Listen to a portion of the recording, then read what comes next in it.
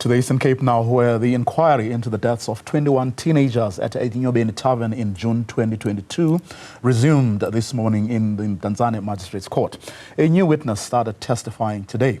The inquest seeks to determine whether anyone can be criminally liable for the children's deaths. Sipha Kema attended today's proceedings and joins us now for an update. Sipha, who is the new witness? Well, the new witness is Mdantsane. She's also one of the key witnesses, witness that can basically recollect all the events from the 25th leading up to the 26th, early morning on the 26th. She's also one of the witnesses that had taken photos with and by Mr. Ndevu. Now, if you remember, Vuyo, last week, there was a lot of emphasis around what time Ndevu left the establishment, or what time was it when people interacted with him, and the witnesses that were testifying, what time were they interacting with him if they had seen him at the establishment. And that is because the state wants to place him at the establishment after the time that he had sworn on his affidavit, as well as the statement that he gave, that he had left, saying that he knew nothing about overcrowding because it was relatively empty when he left. It was just picking up and not fully packed as described by the witnesses or what had happened. Now, Mdantsane gave her version of events, and one of the shocking ones that she gave was that Ndevu had made a pass at her as well while they were waiting in the line to buy liquor. She says that that's when they were able then to take pictures of him. But at that time, Vuyo, they were unaware that he's actually the owner of the tavern. They thought he was one of the bouncers. He even offered to buy them expensive liquor, asking where they were seated.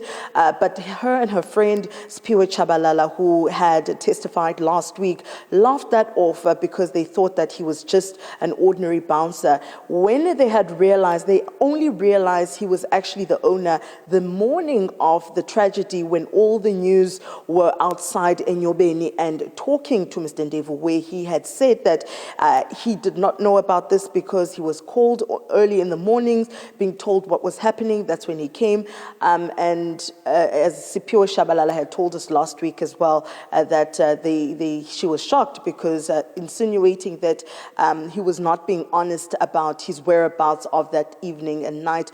Today was a relatively slow day as compared to the previous days from last week, Vuyo, but we also had Ndandazo Makoma, a former employee at Enyobeni, gave last cross-examination by the advocates that are representing the families as well as the magistrates. Now, the magistrate dug deep, Vuyo, into him, saying that you've been contradicting yourselves a couple of times here, but also you seem to be so sure of what time certain events happened that night, but you don't own a watch, you don't have a phone to look at the time. How could you tell? How do we trust your testimony that you are giving us right now?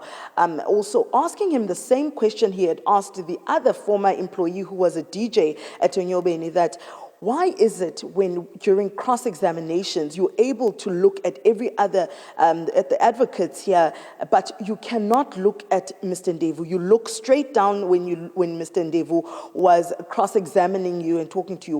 Why is that? Basically, questioning the witness's credibility or the evidence that was brought forward by the witness. Now, we're going to continue tomorrow, Vuyo, with Mdantsane as she continues to give her testimony and her version of events of what exactly happened that night. Sipha Kema, keeping an eye on things there in the Eastern Cape, where there's an inquiry into the deaths of the 21 teenagers at Enyobeni tavern. This, of course, happened about 2 years ago, and that hearing resumed this morning, and as she just said, is going to continue tomorrow.